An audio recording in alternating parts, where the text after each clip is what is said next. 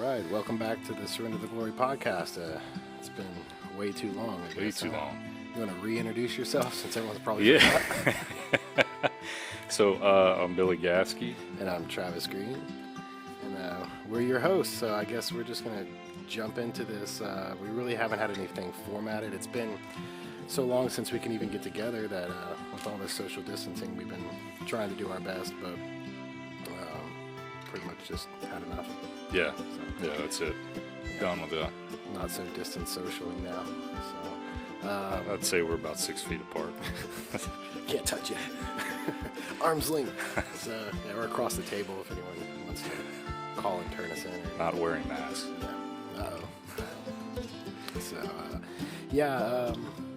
Man, it's been a while. So Yeah, it has. It has. I mean, you almost feel like a prisoner in your own home, right? Oh yeah, A work home. I mean, I love that we're able to kind of slow down at life and do things around the house, but kind of gets old after a while. Yeah, once you get everything done around the house, you're like, wow, Yeah, I actually did the honey-do list. that's right. I did all of it. Like, it's done. Now what? What's next? I've reached the ends of Netflix and Disney Plus, and yeah. So, no, I mean, I actually do cherish the time that I've got to spend with the kids. And, Absolutely.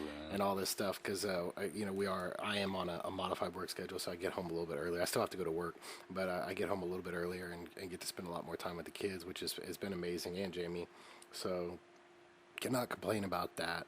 That and like the camaraderie in our neighborhood. Oh yeah. Like, yeah.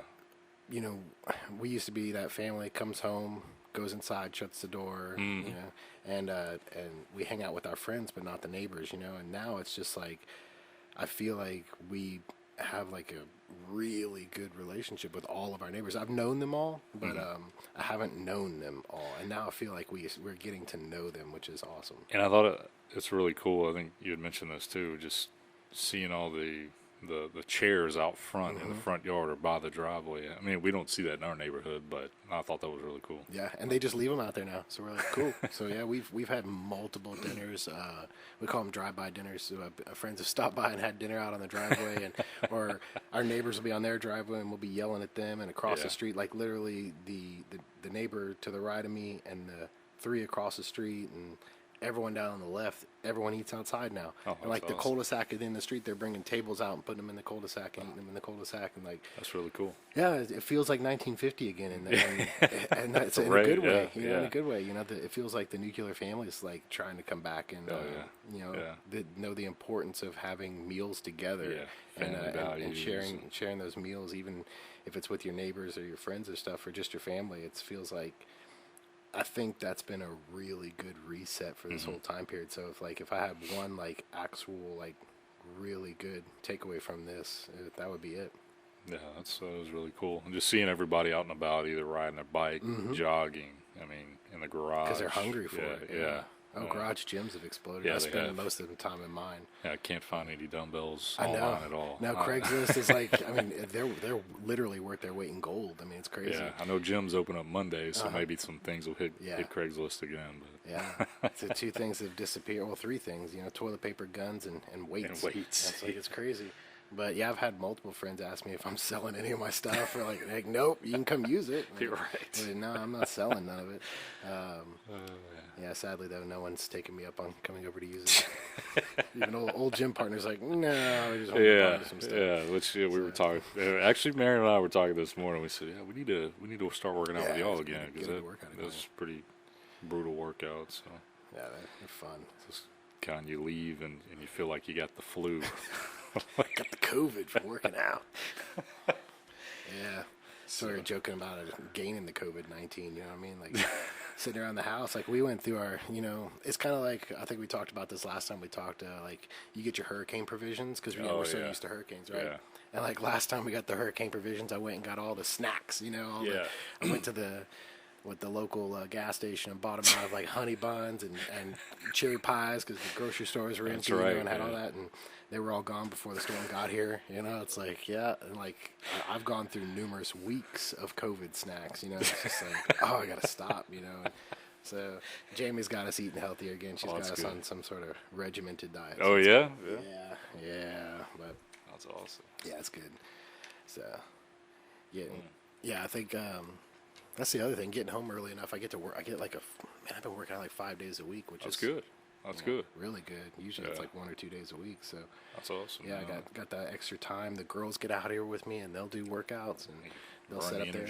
Yeah, they'll set up all my stuff and they'll go out in the driveway, and the neighbor kids are coming down and doing their little. They set up like these like Ninja Warrior courses with all the stuff I have and run them.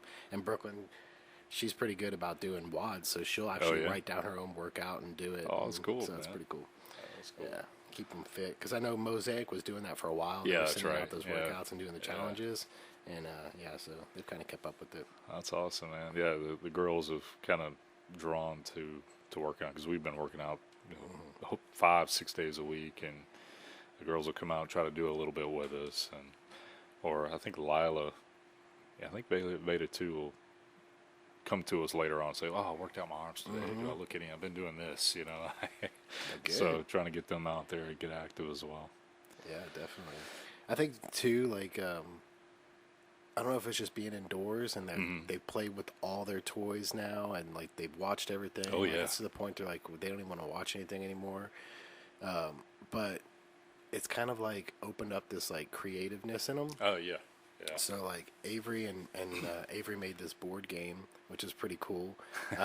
It's called Takes after you, right? Hidden Treasures. Yeah, it's pretty cool. Like I came home and Jamie sent me these pictures, and she's like, "Hey, your daughter just made her own game, and she's 5." Yeah, I know, right? And I'm like, okay. And so she has her own board, and it has all the moving pieces, and she came up with her own rules, and she's got the dice on it, and it's really neat. Now, I was like, wow, so we played it, and I'm like, wow, this is like, and it's not like a 2-second game. Like, we played for like 15 minutes. Like, this is actually the duration of what a game would be. It was really neat and had all these different rules and stuff. I was like, cool. That's really cool. And she's like, well, you need to go talk to Brooklyn. I was like, okay. So I went and talked to Brooklyn, and the reason Avery made a game is because Brooklyn was making more.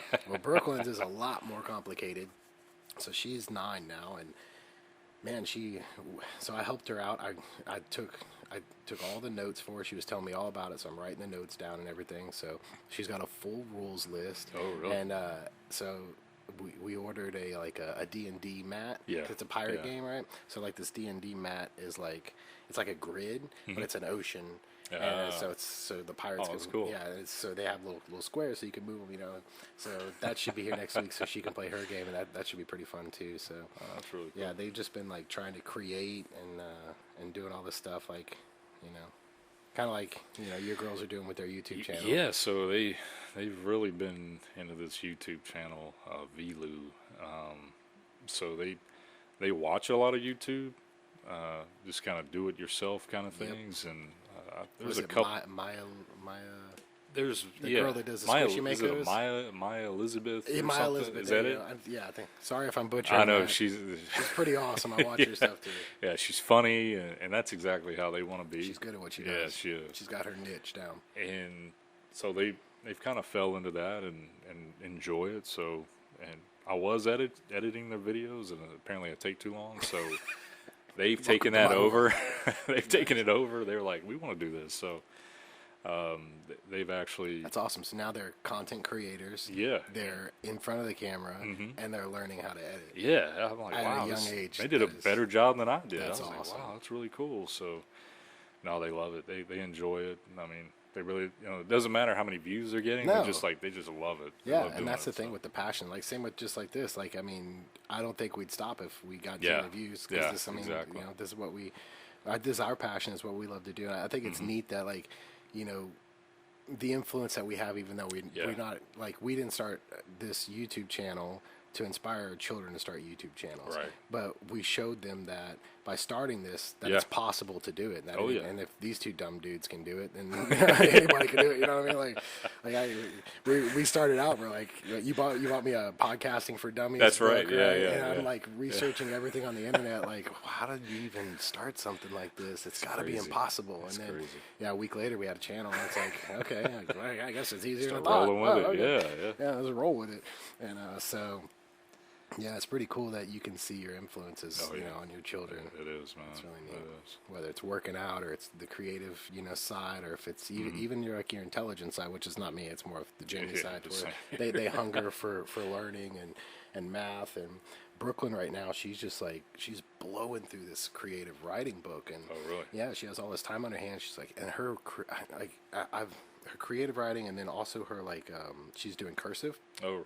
And I didn't even realize she was working on cursive, and then she opened up the book, and the book is thick, it's really thick, and she's all the way through it, and she's just killing it, and I'm like, man, her cursive is really good. That was better than mine. Mine looks like chicken scratch, and I was like, so it's I think that just, I don't, and beforehand it was kind of like twisting arms to get them to want to do school, and it still is. I mean, like I said, our kids are homeschooled, so they do go to school 2 days a week, and then we do the rest at the house, but when they feel like they go to school and they have that, then it's like, oh, we've checked that box. But then when you don't have it, it's like, oh, I think I need to do that, So I think it's neat. It's teaching them to be more alpha-minded, to be more, in charge of your own life, because you can't just sit around and do nothing all day. So no, I agree. Yeah, nothing's changed in the school world. I mean, we're kind of like all this. We continue to school, and folks tend to ask me how's it going? Nothing's changed. Nothing's changed for us. Oh yeah. So you guys are still rolling with it, huh? Yeah. I mean, it's pretty normal. We just don't do the 2 day a week. Just don't do the 2 day a week at the campus. Yeah. So it's that's the main thing for us. I think why it hasn't hit us as hard. So luckily we're deemed essential. So I continue to go to work. Like I said, I have a modified work schedule, but they haven't modified my salary, so that's nice. They're giving us cool. weather sick leave, so it's basically admin leave for that, which has been a real blessing. So working 6-hour days instead of 8, they've really cut us back, so we have no overlap with the other shifts, so we don't cross contaminate. Probably the best thing they could have done to mitigate anything, and so it's for me it's. People like to complain about the lockdown, but to me, it's been quite nice. I would agree.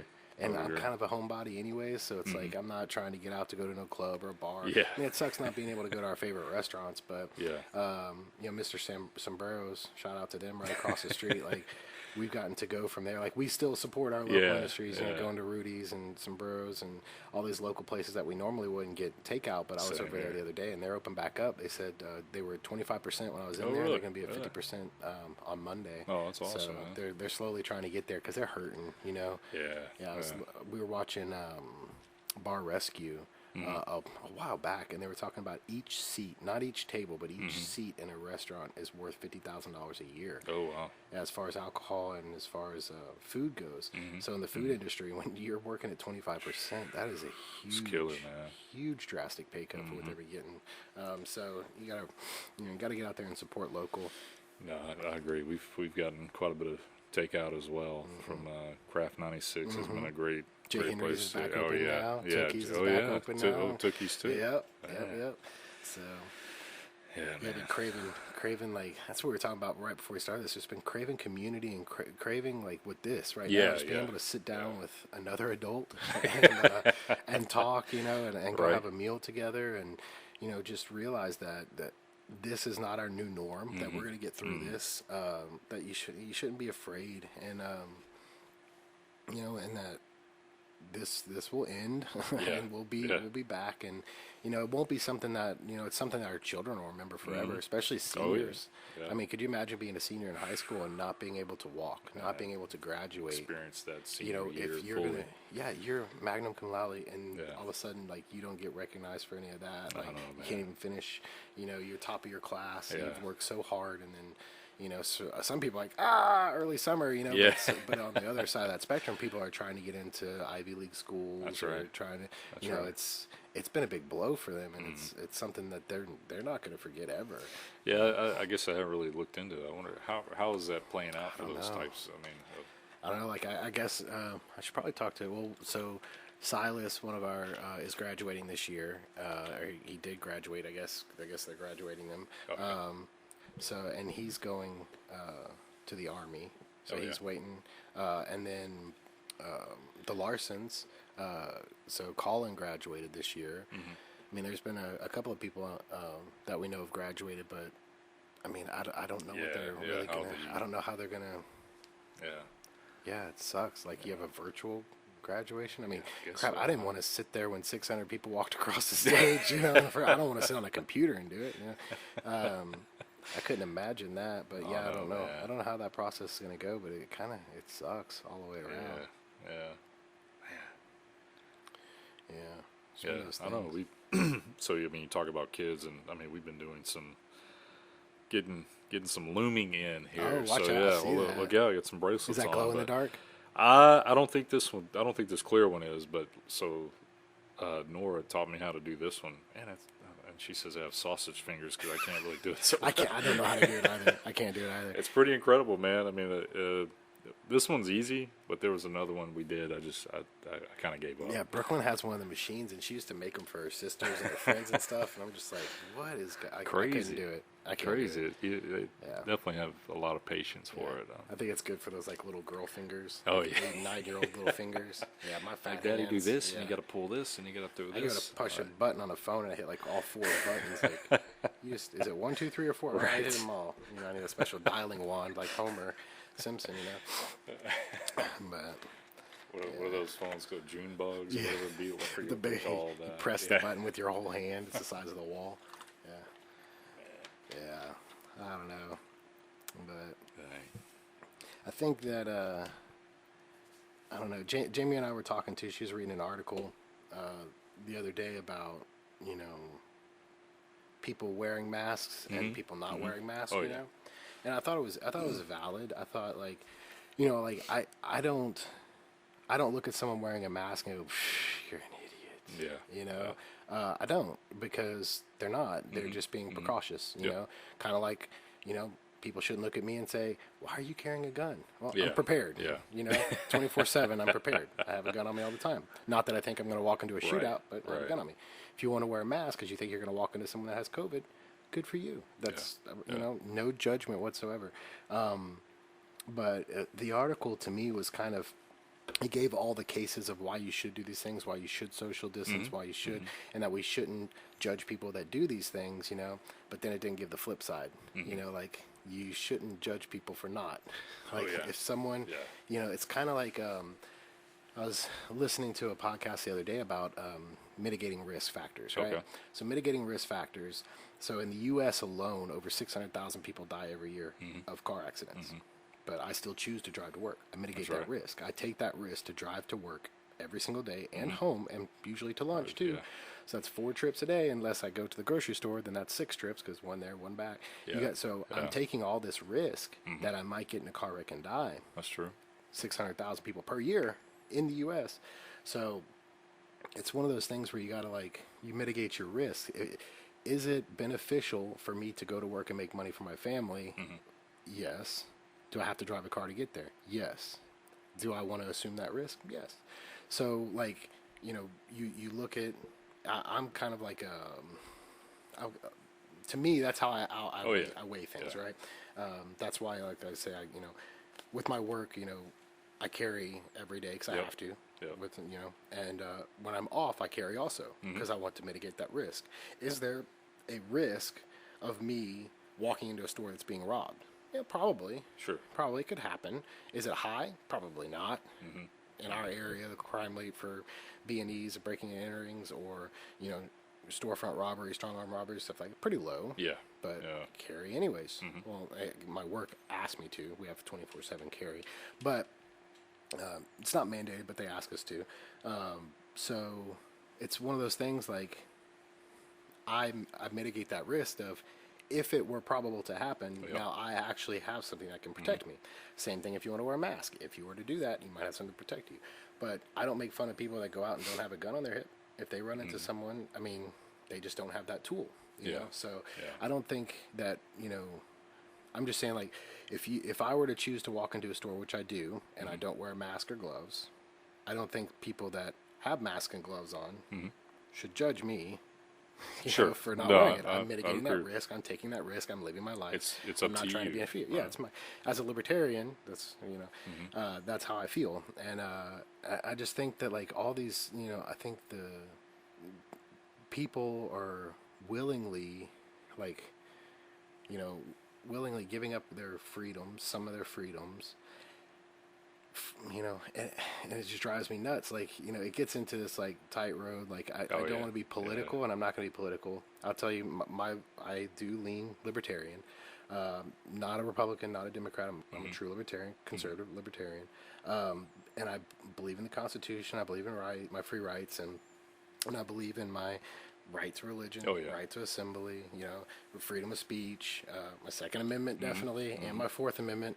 So don't come into my house without a warrant.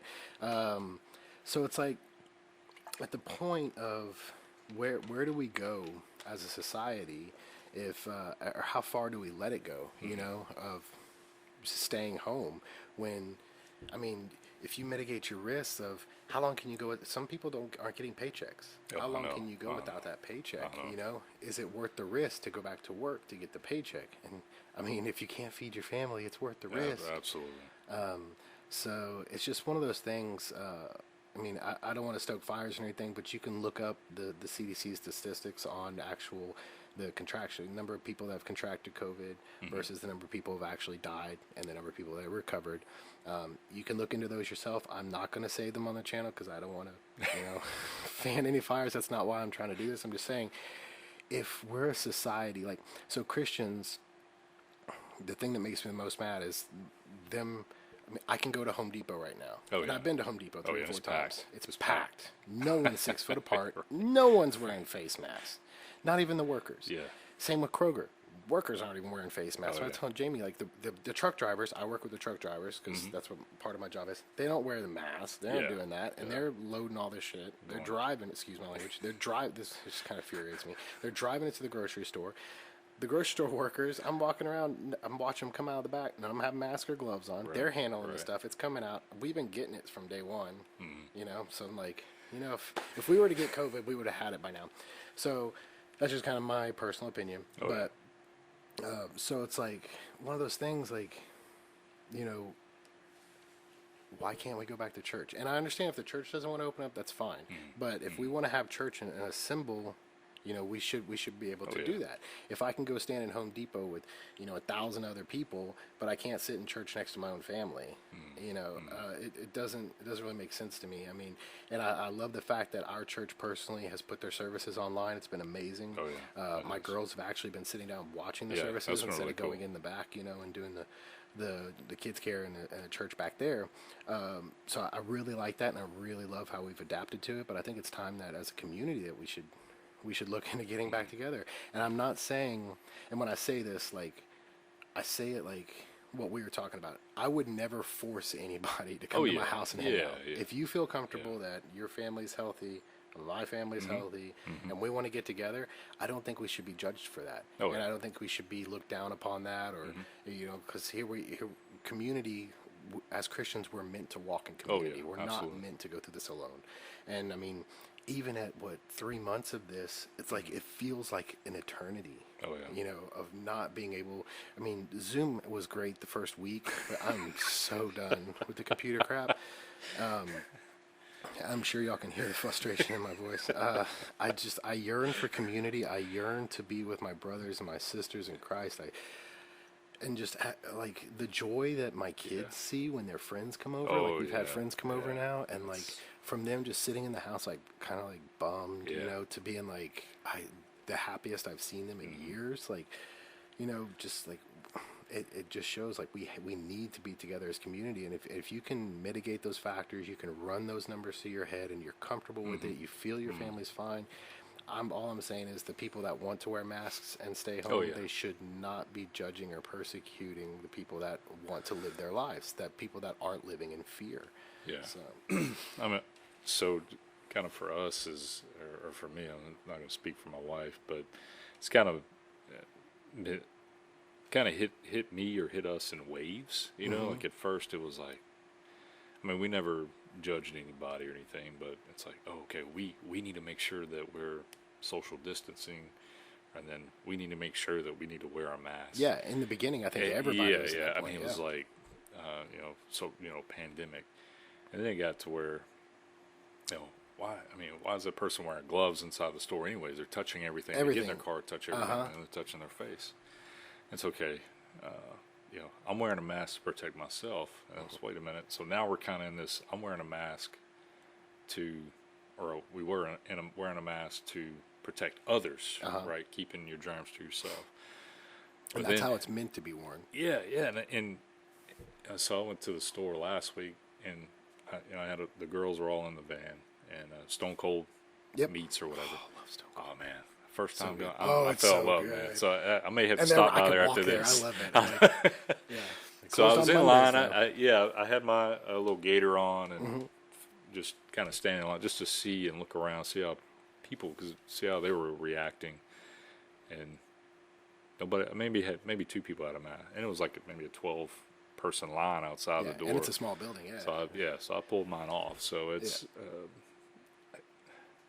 I've gone through phases, and I think I'm in that phase now where I'm like, and I think most people have. I don't think people came out of the gate with like a staunch, like, even being a libertarian, they're like, oh, we have a stay-home order. I wasn't just like, oh crap, here we go, martial law. It's like, let's see what's going on, because we were watching the videos of everything from China, and China looked awful. I mean, you got people dying in the streets. I mean, if you're believing what you're seeing of China and the numbers that are coming out, because I don't know what to believe from China. I don't trust them at all. So I don't know. So it was just like this, if that comes here, and but then it comes here and you don't see that, and you're like, well, wait a second, and then, like I said, you go through the mitigating risk factors, and like, okay, well, if I do this, then there's this amount of risk. Is it worth going to the grocery store, even with the mask, without mask? Okay, and I went, okay, so, and then you look, and I think that's how. I think the sad thing is, I think that's probably like the new norm now. Is people assessing risk. Before, I think we kind of just walked blindly. We did whatever we wanted to do, texting on the phone, and I think while driving or whatever. And those things, like, you got to look. Each one of those things has a risk factor, and I think people will still continue to do those things once this kind of phases out. But I think a lot of times now people realize, okay, what can I do to prevent some of this? Like, have better hygiene. C, don't cough on people. Wash your hands. Use hand sanitizer. That's the biggest thing. It's like a lot of that's gonna help you out, and just a lot of vitamin D, vitamin C, colloidal silver, iodine. Tons of vitamins. Tonic water. It's got chloroquine in it. Just take a bunch of tonic water. Drink it. It's fine. 3 ounces of tonic water a day is all you need. To have a healthy body, not to fight COVID. I'm not giving out prescription. I'm just saying, if you want to have a healthy body and stuff, these are things that you need in your body. Especially if you're not getting a lot of sunlight, because you're stuck inside, you have vitamin D. And just, I think people, if we become a nation that is more focused on like healthcare of ours, not healthcare as in like the healthcare system, but healthcare as our individual healthcare of like, okay, maybe I can get a little bit of exercise in, maybe I can, eat a little bit better, or take some more vitamin C during the flu season, and do these things. Like, I think that's what a lot of people are going to get out of this. Like, okay, I need to be proactive instead of reactive, because we're definitely a reactive nation. We are. We're not very proactive. Luckily, we're proactive in this case, and I think that stopped a lot of the transition and everything going through. So, one of the cases that we did act early, and you have to thank the administration for that, because if people were coming in here as sick as they were, it could have been a whole lot worse. So I just think that was good. I think they, it's one of those things. And I told Jamie, like, you can't live your life in fear. Oh no, not at all. And before, I was talking to a buddy of mine too. Before all this, like, if I wouldn't have been like I think I've talked to you about this too. If I wouldn't have been in the mindset or like or in my walk in Christianity as I am now, and all this was going on, I think I would be a whole lot more terrified. Oh yeah, I agree. So it's like,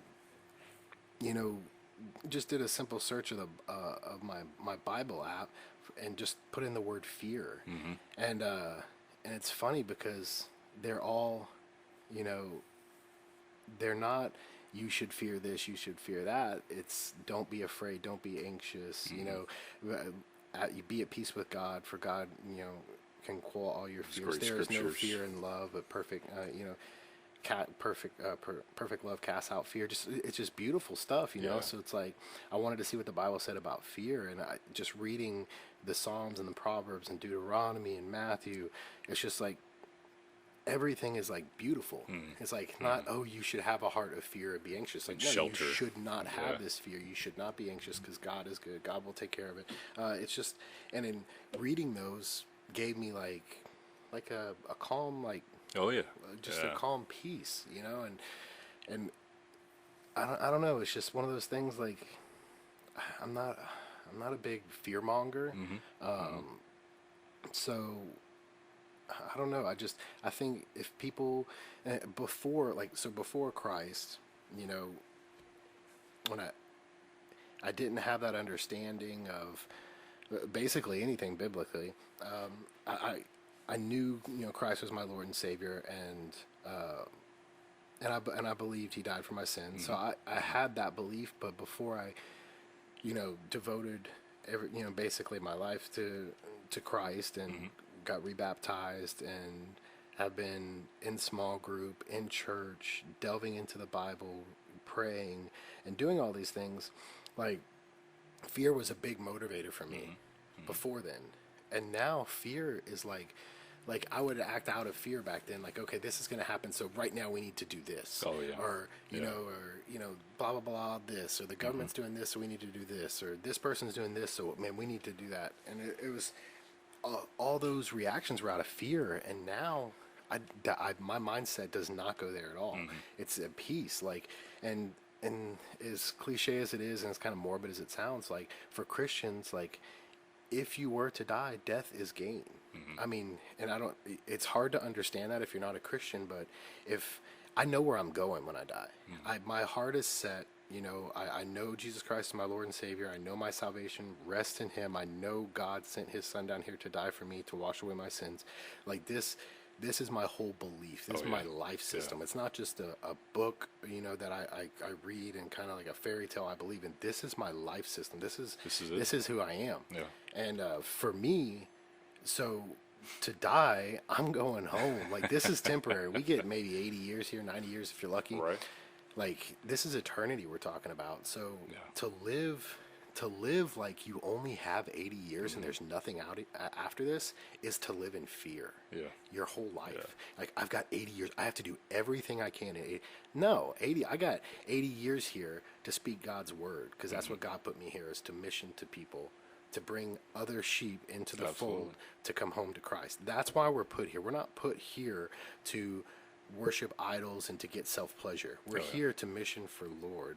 And then we go home to where, it's just like, so it's a completely different mindset. And that's why, like, when people freak out about this stuff, like for me, I understand it because I've been there before, because I wasn't really raised in the church, and I've lived that fear mindset of like, oh, if I die, then there's nothing after that. And like, no, like, that's a terrifying mindset. To me, to be an atheist, or to be even like an agnostic and not believe what's coming after this, like that right there is like the scariest thing ever. That's worse than COVID to me. Like what, then what is your purpose here then? If there's, so I don't know. It's just, it goes along the lines that you build your house on solid ground, right? Not in sand. Not in sand, sinking sand.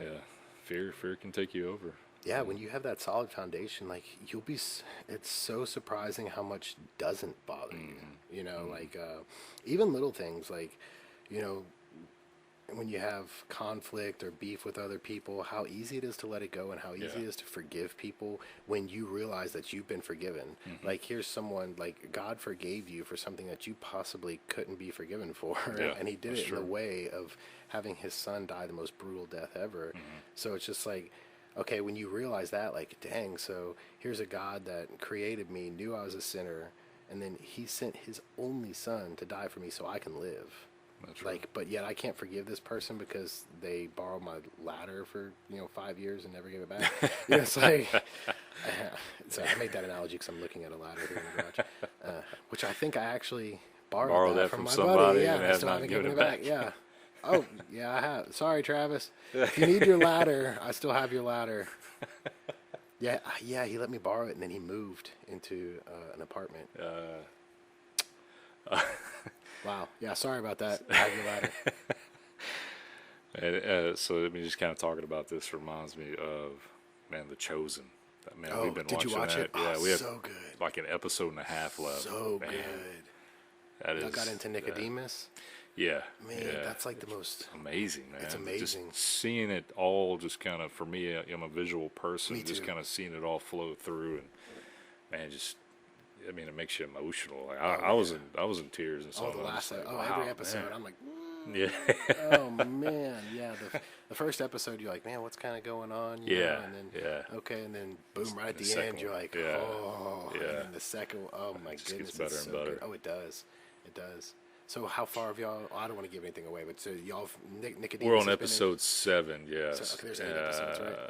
Yeah, like we're probably maybe a quarter or so into that one, and the kids got a little crazy. So it's so good, yeah. And they've raised money. I believe they raised money for the whole second season now. Really? This is all completely grassroots funded. They're not going through Hollywood because they didn't want them touching the script or anything. They're producing it and doing everything on their own. That's really cool. And they raised, I think, close to $2 million, I think, to be able to get the second season done. Maybe a little bit more. I'm not sure. I got to get it's on the app. It tells you how much they've raised and stuff.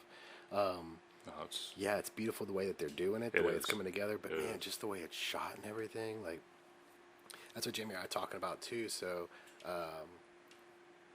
it makes me a little bit more at ease. So I'm writing another book right now, and it's a Christian-based book, and I've been very, very nervous about it. Yeah. And I've been trying. So like, I'll write a paragraph or two, but I'll, like, in the beginning, obviously says it's from my point of view, my perspective of what I've learned from the Bible. But I'll definitely back up every verse as good as I can. That's cool. With Bible verses, and then put the Bible verses at the back of the book. But it's kind of my interpretation through the scriptures of what I've read of how this is playing out, the story of it. That's cool. That's cool. Of basically, it's the last days of Jesus on earth, which is, it's been hard to get through, and it's been because I'm just terrified I'm going to get something wrong, and I don't want to do that. So, and I'm definitely going to run it through multiple theologians before it even goes to editing. Awesome. But watching The Chosen, seeing some of the freedoms that they've taken, and still know that the story's still getting played out, even though those freedoms and stuff, like, the Bible never says if Matthew is on the autism spectrum. But the show obviously puts him on the autism spectrum. So it's like that freedom, and it makes sense. I'm not saying that it's true that he was that way, but it makes sense, and you get to see why he was so hated and loathed, and it wasn't because of his character or who he was, just because of his specific job. So it was very interesting. So they gave me a little bit more confidence. Like, okay, I can finish writing this book, and even if it does take a little bit of liberty to fill in the gaps, like it's nothing. It's going to be blasphemy. It's really cool that you're going after it, man. Yeah, I'm trying to. That's pretty neat. Like I said, like I'm finishing another book right now. It's already done. I'm doing the revised editing, and then I'm send it to the editor hopefully next month. And Is then, that your second chance for Sideways Dreams? Oh, yeah. So hopefully that'll be out pretty soon, and then I get to work on this one. Oh, that's cool. So working on another one too, but it's not very Christian. It's a little bit different. But yeah, and really cool. I don't know. It's just like I talked to Jamie too. Like my writing style, I don't know if you read the other book. Oh yeah. So that was definitely pre-Christ when I wrote that book. So I finished it after, but and I felt guilty because Brooklyn constantly wants to read it. She was asking about it and stuff. I'm like, it's kind of like a rated R kind of, and she didn't really need to know about some of the stuff in there. So, but you came up with the children's book. So so then I wrote the children's book because I felt like, man, they need to be able to how to be creative and stuff. So we started writing the Benjamin and Rocket series, the children's book, and then the book I'm finishing up now. Like, Brooklyn's been asking me about it, and she wants to read it. So that's why I'm going back and revising it. So I went back and basically took the cuss words out of it, and replaced them with non-cuss words. And which I'm like, it doesn't really need the cuss words to really tell the story. And then there's 2 scenes in there that are kind of inappropriate, so I toned them down completely. And then I went back and all the areas, like, even then, like, I was praying about it and stuff, and I felt like this, like, there needs to be, because the book is about it's about a race car driver that it's on the autism spectrum. He has Asperger's, but he's highly functioning. And he loses his father, so he's dealing with social anxieties, all this stuff, and his father used to quail him from those things and keep him in control, but now he doesn't have that. So he's trying to figure out his way through that. And so I went back and where I could and where it was appropriate, and I put back in a lot more of the gospel and stuff like that. So which it needed because it was lacking. It wasn't very in depth in those areas. So it worked out really well, and I'm about 10 chapters from revising it, or like 9 chapters from completely revising it and sending it to the editor. So that's cool, man. Yeah, I'm excited where do you about find that. the time to 24 hours in a day, bro. I'm telling you. It's just awesome. A lot of this book, though. I mean, I've been working on this book for, like, to be honest with you, 5 or 6 years, maybe. 6 years. Yeah. So, and like the other one, like I told you, I finished it after. But like, I've been working on that one for 2 years prior to. So it's taken me. It takes some time. Chapter here, chapter there, chapter here. Yeah, it takes me like. Now the children's book, they're smaller, so I get them done pretty quick. But like 4 or 5 weeks. But normally it takes me years to. But the thing is, like, I'm writing, like right now, 4 books at one time. So it's like I'll do a chapter here, so it's like constantly moving. Because my mind doesn't never stops moving. So it's like I think of this idea and I'll start doing it. And then I'm like, then I get pulled back here, and then I'll work on this for like 16 hours straight on the weekend or something. And then boom, everyone's going to bed, and I'm working on art, and because I do the art for the projects, I do the book covers and all that stuff too. So I just try to find the time. But that's cool. Yeah, and like we were saying, I think that shows our children that anything's possible. Absolutely. That, like, you can have a full-time job and you can still follow your dreams. And writing has always been a dream of mine. Art's always been a dream. And I try to make a living at doing art, but it just didn't have, especially like now too. Like, I was airbrushing cars and motorcycles and stuff, and like it just wasn't paying the bills. So I had to get the old 9-to-5er, and which is it's fine because I love the job I have, and family career. And so have you ever thought about going into some other type of art just on the side? Maybe, I mean, like, you do paintings and things. Have you ever tried any of that? So mainly, like, for me, like, my passion lately has been writing, so that's why I started the website and trying to finish the books up. But man, I do love painting, like, and I love the fact that my girls love painting. So like, I can do stuff, and like they can do it. Like, I did this resin table, and then I had resin left over, so they all wanted to do some painting, so I went and bought them some small canvases, and we did some resin painting. It was really neat. So they can learn these things at a young age. So that's the beauty of homeschooling too, that they're home enough to where you're like, okay, well, it's my day off, so let me show you, if I have a day off during the week, and we can go through and do an art project. I have a full art class, That's really cool. And it's my brother. It's all right.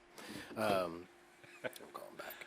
But so I don't know. I think, I think that this has been like a pleasant reset, but I think I'm done with it.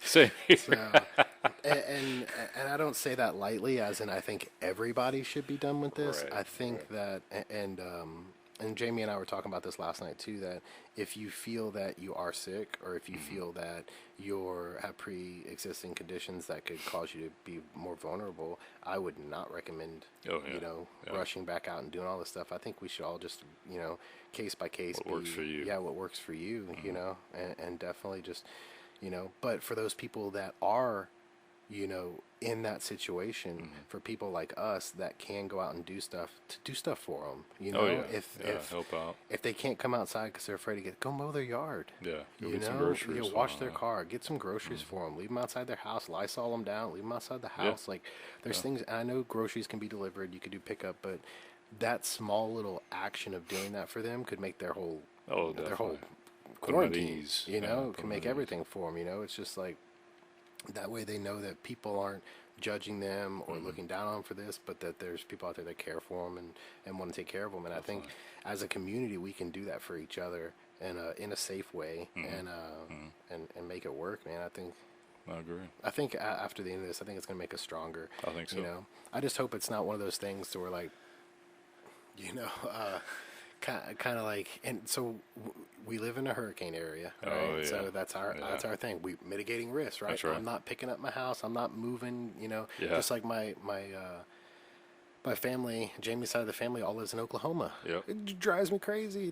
They live in Tornado Alley, Norman, Oklahoma. That's like where that big Cat 5 came through a couple of years and destroyed everything. It was like a mile from her grandmother's house. I'm like, dang, like, this is crazy, But the mitigating factors, they love living there, and that's their home, and that's where they're going to stay, and and they know, hey, when the sky turns green and it's get to the shelter, they got the protocol, just like us. We have a few days notice. It's board coming. Up. Here we go.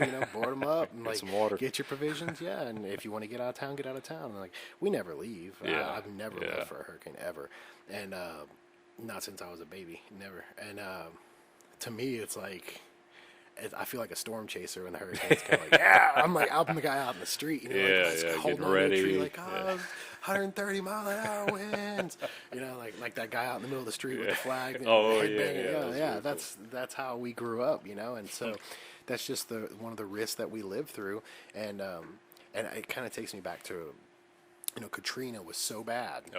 That when Rita came, everybody left, right? And what happened? They got stuck on their freeway. I mean, it was the most awful thing ever. Terrible. So then what happens when Harvey? Nobody leaves, stays. And then you get 7 foot of water in your house, and it's like, man. So it's like one of those things. Like, you just gotta kind of mitigate the risk. Like, you don't always have to go along with the fray, and you look at your situation, and see where you can go from there. And if you have a 2-story house, you'll probably be all right. You may get some water, but you'll be living upstairs. It's one of those things, like, you can't live your life in constant fear, and we're not meant to live in fear. We're meant to be in peace and harmony, and just to know that we're loved by God, and turn to God. And turn to God. And when times get tough, man, you just got to pray, and you gotta look for not the silver lining. You got to look for God. Right. That silver lining is God. I mean, you can call it whatever you want, and if you're not a Christian, but it is God. I mean, that's what when you're asking the universe, or you're talking to God, whether you want to acknowledge it or not.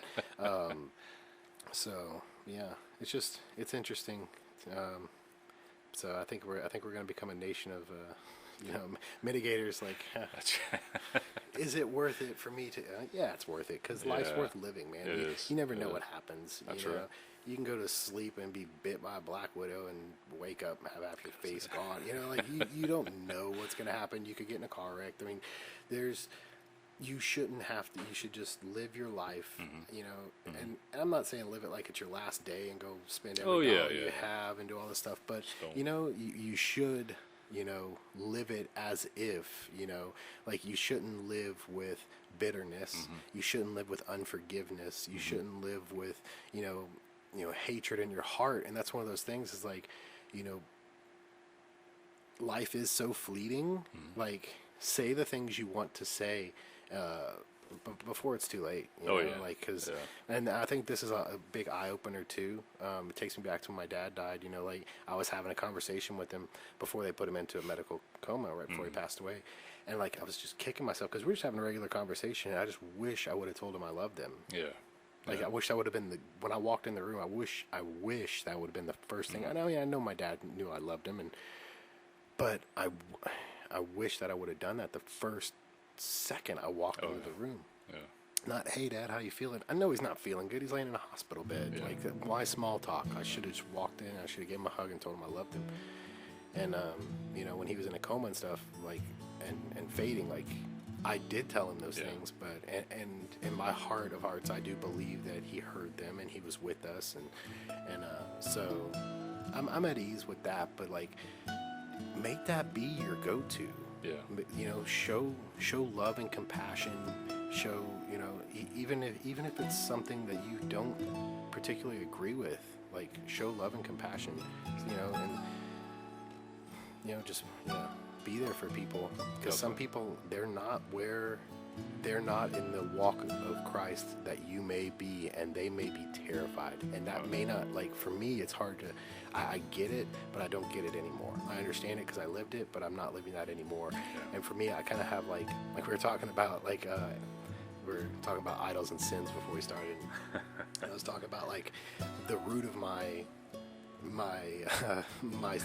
sins and stuff basically is just like impatience and anger. Like I don't have a lot of patience, especially for stupidity, and some things I consider stupid that to other people aren't stupid, and that's not right for me to do that. And so like I have to okay, this may be something very important to someone else. It's not very important to me, but I should respect that from them, and then not that I have to agree with it, but I can respect it, and I can still love that person and care for that person and help that person out, and I think that's what we're called to do. Definitely.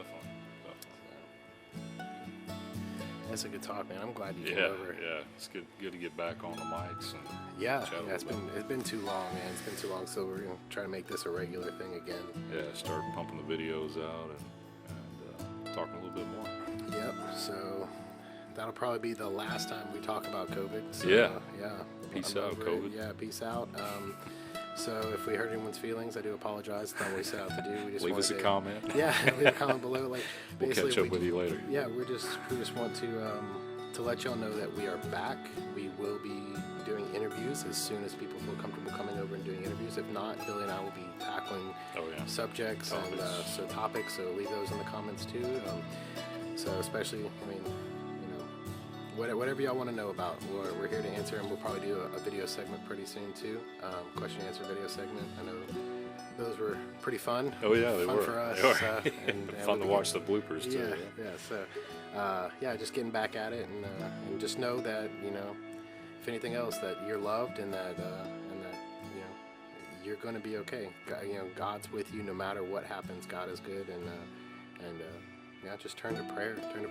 Absolutely, Don't stop praying. God has a plan. All right. This has been the Surrender the Glory podcast, man. We love y'all. We'll talk to y'all soon. Bye.